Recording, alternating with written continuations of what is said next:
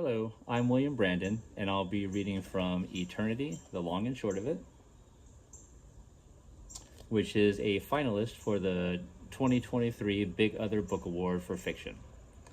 Great appreciation to John Madera and Big Other for their consideration. I appreciate it. And put my fancy specs on real quick. All right. The warning I'll be reading from this collection is titled The Interior.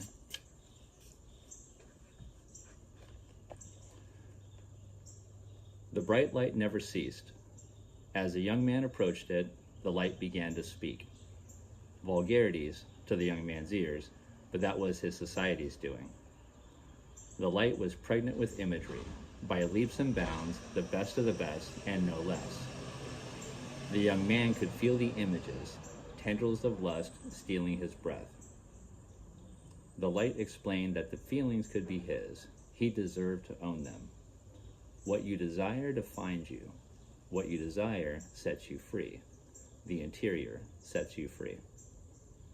With mention of the interior, the spell was broken.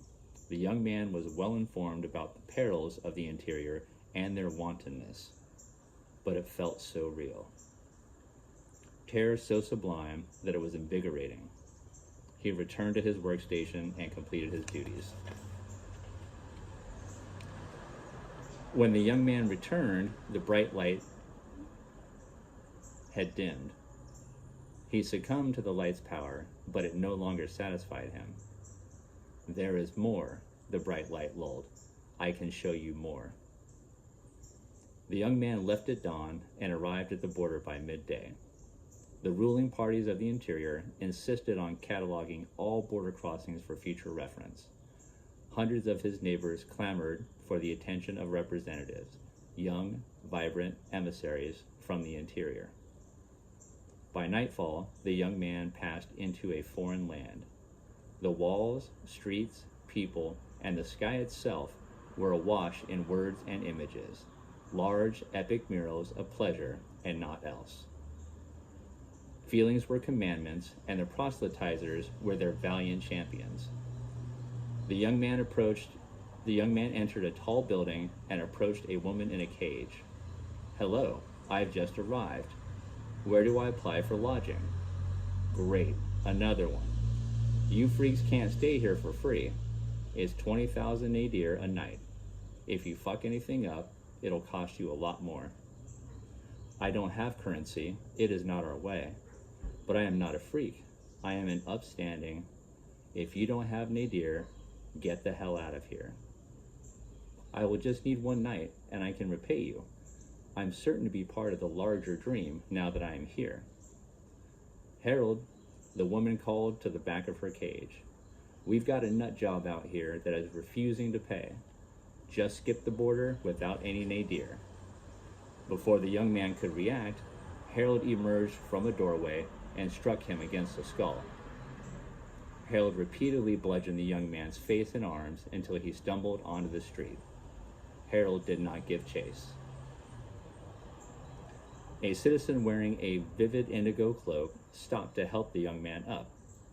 The stranger's skin and ringed fingers seemed to shine. You must be new here. Yes, I'm sure that's obvious. I'm Maya. Maya brushed off the young man's clothing. What do people call you? I've never used a name. Oh, you're really new. I'll call you Clay for now.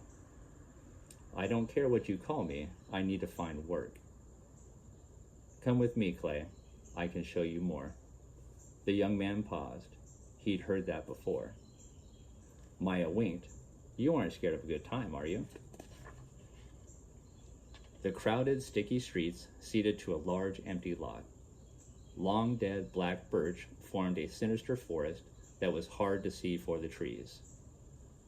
Masses of people moved in and out of the lot and amongst the skeletal birch, small tents, and lean-to shelters. Maya led the young man through the throngs of mesmerized humans and stopped at a dirty gray tent scrawled with bizarre symbols in thick red paint across the entrance. Are you ready, Clay? Ready for what? Maya smiled and opened the tent's flaps. Welcome to the interior. Great screens choked the tent with calming light. The young man felt more at ease, more balanced, wiser. He took a seat on the soft cushions lining the center of the tent. From the outside, one would never know that such beauty and light was contained in the filthy little tent. The young man closed his eyes, and the light began to speak. You are chosen. This is all for you. This is all because of you.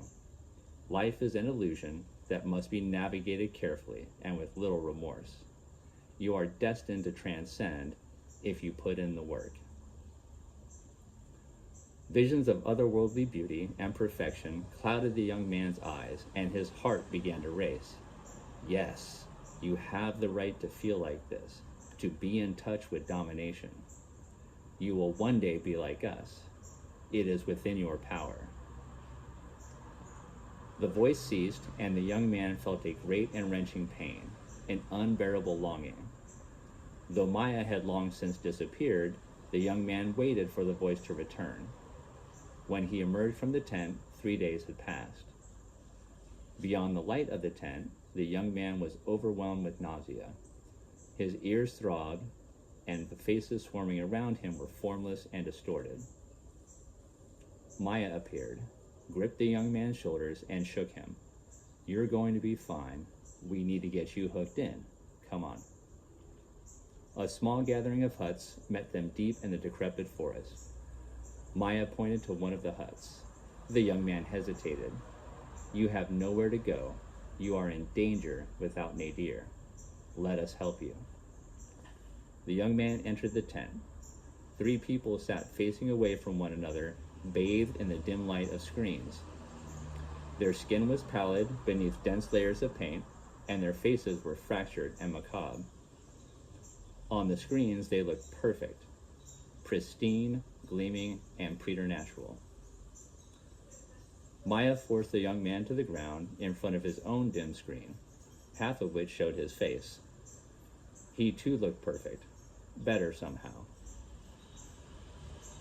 The other half of his screen flashed brief clips of similar faces, sitting attentively and staring back at the young man.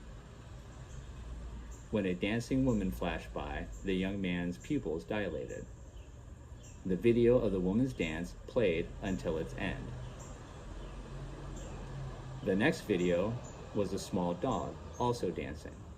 The next was a hedgehog wearing a skirt.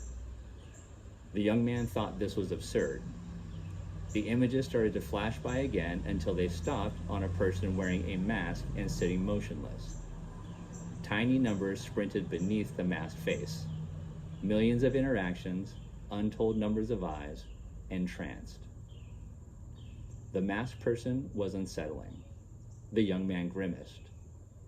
Tiny numbers flashed next to the young man's face over on the other half of the screen.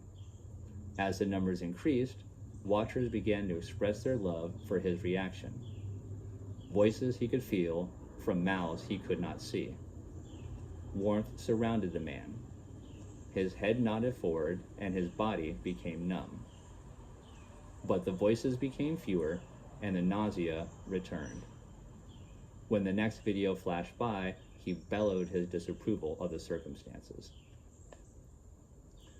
When Maya returned to retrieve the young man, many cycles of the moon had passed.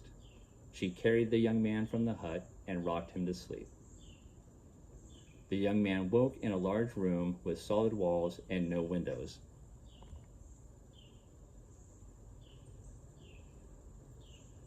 Enormous screens bathed the space in a weak blue hue. The light spoke, "You have earned a place at a much larger table. One day you will be like us. You escaped great sorrow and misery by coming to our land. We deserve your allegiance. You will disparage your forgotten home, that feeble prison of chastity. Say it." The young man responded weakly, "I will." With this grand destiny comes immense responsibility. You are a beacon of truth, a stark reminder of life outside the interior. Entertain your master, and you will drown in pleasure. The blue light intensified, and the young man cried aloud. Thank you, guys.